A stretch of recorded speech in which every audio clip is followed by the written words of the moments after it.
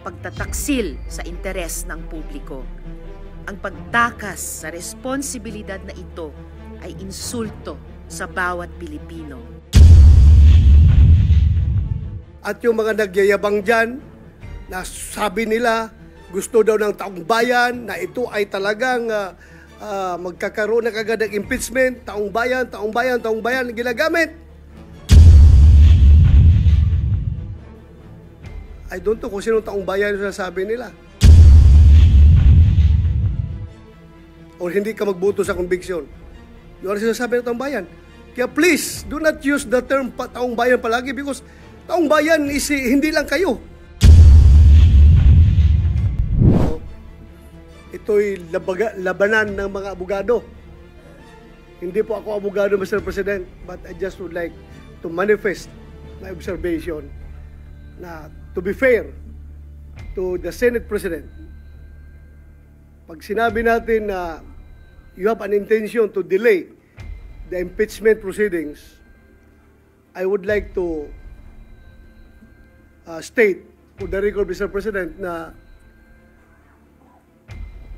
1 month ago pa, pinagawan muna kami ng robe, Mr. President.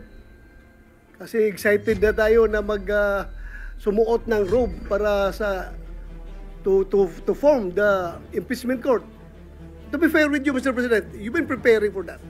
And yung schedule natin na naka-schedule sa Wednesday, which is 11, if we give the ruling today, whether ano ba talaga ang gusto natin, today or Wednesday, I support you, Mr. President, kung anong gusto natin schedule.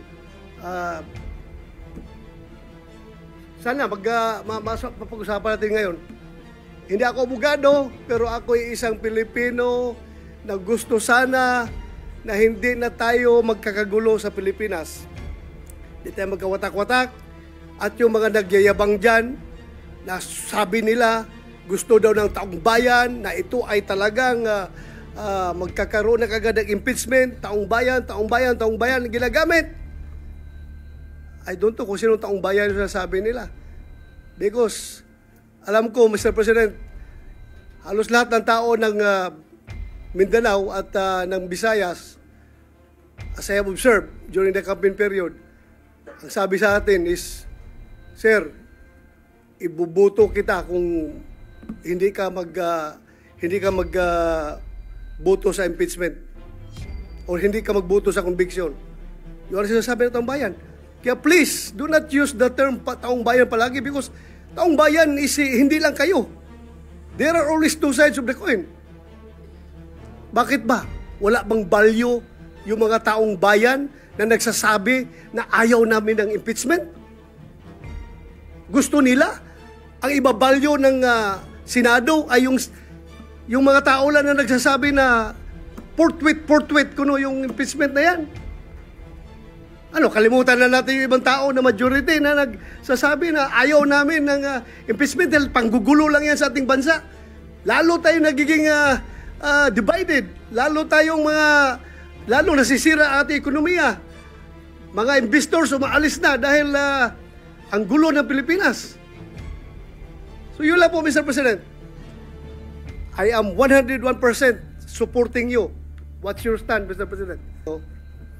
Ito'y labanan ng mga abogado.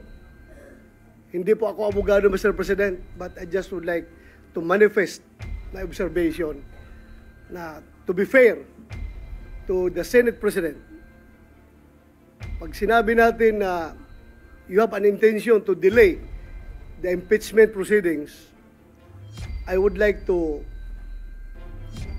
state for the record, Mr. President, na 1 month ago pa, pinagawan muna kami ng robe, Mr. President. Kasi excited na tayo na sumuot ng robe para to form the impeachment court. To be fair with you, Mr. President, you've been preparing for that. And yung schedule natin na naka-schedule sa Wednesday, which is 11, if we give the ruling today, whether ano ba talagang gusto natin, today or Wednesday, I support you, Mr. President, kung anong gusto natin schedule. Sana pag-usapan natin ngayon. Hindi ako abogado, pero ako ay isang Pilipino na gusto sana na hindi na tayo magkakagulo sa Pilipinas. Hindi tayo magkawatak-watak. At yung mga nagyayabang dyan, na sabi nila, gusto daw ng taong bayan na ito ay talagang magkakaroon na kagad ng impeachment, taong bayan, ginagamit. I don't know kung sino taong bayan yung sinasabi nila. Because, alam ko, Mr. President, halos lahat ng tao ng Mindanao at ng Visayas, as I have observed during the campaign period, ang sabi sa atin is, Sir, ibubuto kita kung hindi ka magboto sa impeachment o hindi ka magboto sa conviction. Yun ang sinasabi ng taong bayan. Kaya please, do not use the term taong bayan palagi because taong bayan is hindi lang kayo. There are always two sides of the coin. Bakit ba? Wala bang value yung mga taong bayan na nagsasabi na ayaw namin ng impeachment? Gusto nila? Ang ibabalyo ng Senado ay yung mga tao lang na nagsasabi na forthwith kuno yung impeachment na yan. Ano, kalimutan na natin yung ibang tao na majority na nagsasabi na ayaw namin ng impeachment dahil panggugulo lang yan sa ating bansa. Lalo tayo nagiging divided. Lalo nasisira ang ating ekonomiya. Mga investors umaalis na dahil ang gulo ng Pilipinas. So yun lang po, Mr. President. I am 101% supporting you. What's your stand, Mr. President? Ito'y labanan ng mga abogado. Hindi po ako abogado, Mr. President, but I just would like to manifest my observation na to be fair to the Senate President. Pag sinabi natin na you have an intention to delay the impeachment proceedings, I would like to state for the record, Mr. President, na 1 month ago pa, pinagawan muna kami ng robe, Mr. President. Kasi excited na tayo na sumuot ng robe para to form the impeachment court. To be fair with you, Mr. President, you've been preparing for that. And yung schedule natin na naka-schedule sa Wednesday, which is 11, if we give the ruling today, whether ano ba talagang gusto natin, today or Wednesday, I support you, Mr. President, kung anong gusto natin schedule. Sana pag-usapan natin ngayon. Hindi ako abogado, pero ako ay isang Pilipino na gusto sana na hindi na tayo magkakagulo sa Pilipinas. Hindi tayo magkawatak-watak. At yung mga nagyayabang dyan, na sabi nila, gusto daw ng taong bayan na ito ay talagang magkakaroon na kagad ng impeachment, taong bayan, ginagamit. I don't know kung sino taong bayan yung sinasabi nila. Because, alam ko, Mr. President, halos lahat ng tao ng Mindanao at ng Visayas, as I have observed during the campaign period, ang sabi sa atin is, Sir, ibubuto kita kung hindi ka magboto sa impeachment o hindi ka magboto sa conviction. Yun ang sinasabi ng taong bayan. Kaya please, do not use the term taong bayan palagi because taong bayan is hindi lang kayo. There are always two sides of the coin. Bakit ba? Wala bang value yung mga taong bayan na nagsasabi na ayaw namin ng impeachment? Gusto nila? Ang ibabalyo ng Senado ay yung mga tao lang na nagsasabi na forthwith kuno yung impeachment na yan. Ano, kalimutan na natin yung ibang tao na majority na nagsasabi na ayaw namin ng impeachment dahil panggugulo lang yan sa ating bansa. Lalo tayo nagiging divided. Lalo nasisira ang ating ekonomiya. Mga investors umaalis na dahil ang gulo ng Pilipinas. So yun lang po, Mr. President. I am 101% supporting you. What's your stand, Mr. President? So, ito'y labanan ng mga abogado. Hindi po ako abogado, Mr. President, but I just would like to manifest my observation na to be fair to the Senate President, pag sinabi natin na you have an intention to delay the impeachment proceedings, I would like to state for the record, Mr. President, na 1 month ago pa, pinagawan muna kami ng robe, Mr. President. Kasi excited na tayo na sumuot ng robe para sa to form the impeachment court. To be fair with you, Mr. President, you've been preparing for that.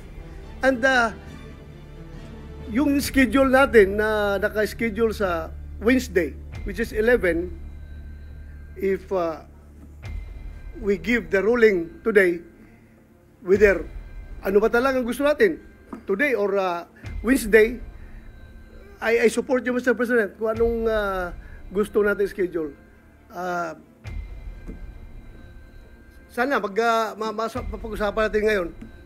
Hindi ako abogado, pero ako ay isang Pilipino na gusto sana na hindi na tayo magkakagulo sa Pilipinas. Hindi tayo magkawatak-watak. At yung mga nagyayabang dyan, na sabi nila, gusto daw ng taong bayan, na ito ay talagang magkakaroon na kagad ng impeachment, taong bayan, ginagamit. I don't know kung sinong taong bayan yung sinasabi nila. Because, alam ko, Mr. President, halos lahat ng tao ng Mindanao at ng Visayas, as I have observed during the campaign period, ang sabi sa atin is, Sir, ibubuto kita kung hindi ka magboto sa impeachment or hindi ka magboto sa conviction. Yung sinasabi ng taong bayan. Kaya please, do not use the term taong bayan palagi because taong bayan is hindi lang kayo. There are always two sides of the coin. Bakit ba? Wala bang value yung mga taong bayan na nagsasabi na ayaw namin ng impeachment? Gusto nila? Ang iba-value ng Senado ay yung mga tao lang na nagsasabi na forthwith kuno yung impeachment na yan. Ano, kalimutan na natin yung ibang tao na majority na nagsasabi na ayaw namin ng impeachment dahil panggugulo lang yan sa ating bansa. Lalo tayo nagiging divided. Lalo nasisira ang ating ekonomiya. Mga investors umaalis na dahil ang gulo ng Pilipinas. So yun lang po, Mr. President. I am 101% supporting you. What's your stand, Mr. President? So, ito'y labanan ng mga abogado. Hindi po ako abogado, Mr. President, but I just would like to manifest my observation na to be fair to the Senate President, pag sinabi natin na you have an intention to delay the impeachment proceedings, I would like to state for the record, Mr. President, na 1 month ago pa, pinagawan muna kami ng robe, Mr. President. Kasi excited na tayo na sumuot ng robe para sa to form the impeachment court. To be fair with you, Mr. President, you've been preparing for that. And yung schedule natin na naka-schedule sa Wednesday, which is 11, if we give the ruling today, whether ano ba talagang gusto natin, today or Wednesday, I support you, Mr. President, kung anong gusto natin schedule. Sana mapag-usapan natin ngayon. Hindi ako abogado, pero ako ay isang Pilipino na gusto sana na hindi na tayo magkakagulo sa Pilipinas. Hindi tayo magkawatak-watak. At yung mga nagyayabang dyan, na sabi nila, gusto daw ng taong bayan, na ito ay talagang magkakaroon na kagad ng impeachment, taong bayan ginagamit. I don't know kung sino taong bayan yung sinasabi nila. Because, alam ko, Mr. President, halos lahat ng tao ng Mindanao at ng Visayas, as I have observed during the campaign period, ang sabi sa atin is, Sir, ibubuto kita kung hindi ka magboto sa impeachment or hindi ka magboto sa conviction. Yun ang sinasabi ng taong bayan. Kaya please, do not use the term taong bayan palagi because taong bayan is hindi lang kayo. There are always two sides of the coin. Bakit ba? Wala bang value yung mga taong bayan na nagsasabi na ayaw namin ng impeachment? Gusto nila? Ang ibabalyo ng Senado ay yung mga tao lang na nagsasabi na forthwith kuno yung impeachment na yan. Ano, kalimutan na natin yung ibang tao na majority na nagsasabi na ayaw namin ng impeachment dahil panggugulo lang yan sa ating bansa. Lalo tayo nagiging divided. Lalo nasisira ang ating ekonomiya. Mga investors umaalis na dahil ang gulo ng Pilipinas. So yun lang po, Mr. President. I am 101% supporting you. What's your stand, Mr. President? So, ito'y labanan ng mga abogado.